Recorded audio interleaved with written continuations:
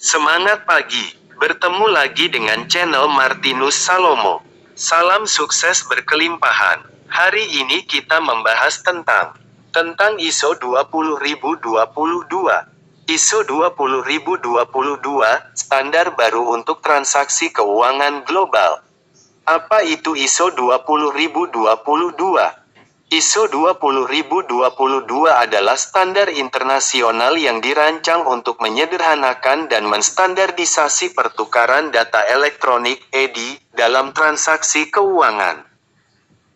Standar ini dibuat oleh International Organization for Standardization (ISO) dan diadopsi oleh komunitas keuangan global, termasuk bank, lembaga keuangan, dan perusahaan fintech.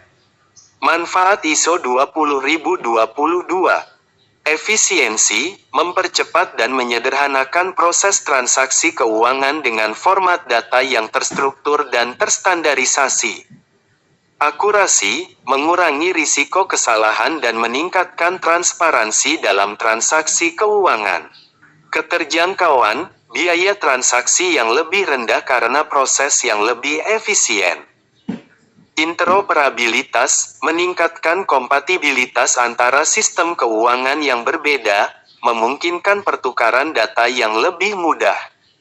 Inovasi, membuka peluang untuk inovasi baru dalam layanan keuangan. Implementasi ISO 20022. ISO 20022 diimplementasikan secara bertahap di seluruh dunia. Di Indonesia, Bank Indonesia telah mewajibkan bank-bank untuk mengimplementasikan ISO 20022 untuk pembayaran retail dan clearing pada November tahun 2021.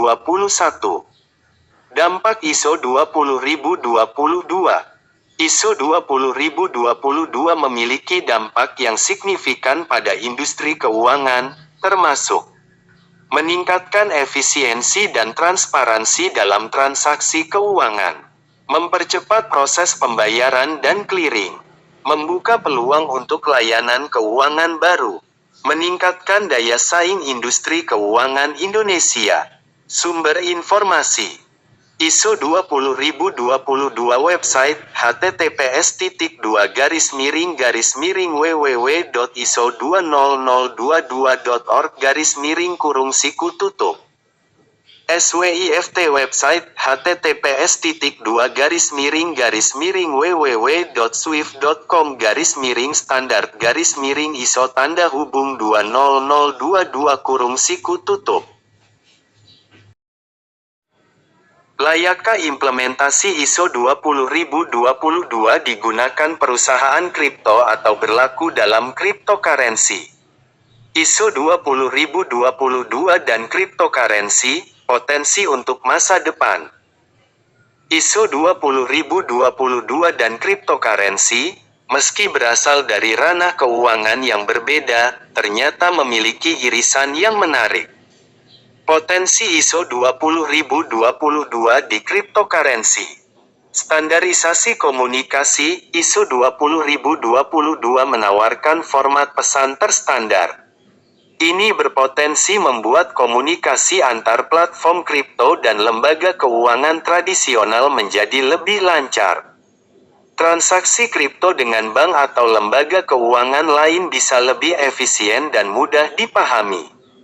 Peningkatan interoperabilitas, dengan format data yang sama, berbagai platform kripto dapat berinteraksi lebih mudah. Ini dapat mendorong pertumbuhan ekosistem kripto secara keseluruhan. Penerimaan lebih luas, ISO 20022 bisa jadi jembatan bagi kripto untuk diterima lebih luas. Institusi keuangan yang selama ini ragu karena ketidakpastian regulasi, mungkin lebih terbuka pada kripto yang menggunakan standar internasional. Contoh kripto yang menggunakan ISO 20022. Beberapa cryptocurrency sudah memanfaatkan ISO 20022, seperti XRP, Cardano ADA, QuantKNT, Algorand Algo, Stellar XLM. Tantangan implementasi ISO 20022 di kripto. Desentralisasi vs. Standarisasi, kripto dibangun di atas konsep desentralisasi, sementara ISO 20022 mendorong standarisasi.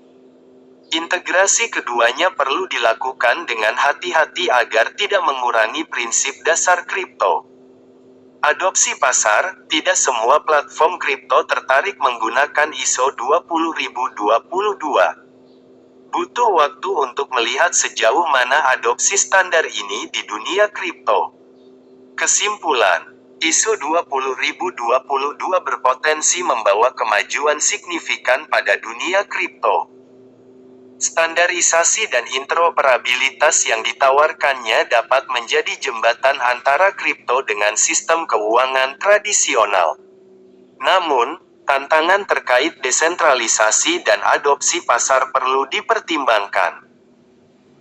Disclaimer, postingan diambil dari beberapa sumber informasi terbuka memakai OpenAI, hanya sebagai analisa, prediksi dan asumsi untuk bahan referensi bukan pernyataan resmi PCT dan informasi yang diberikan di sini bukan merupakan nasihat keuangan.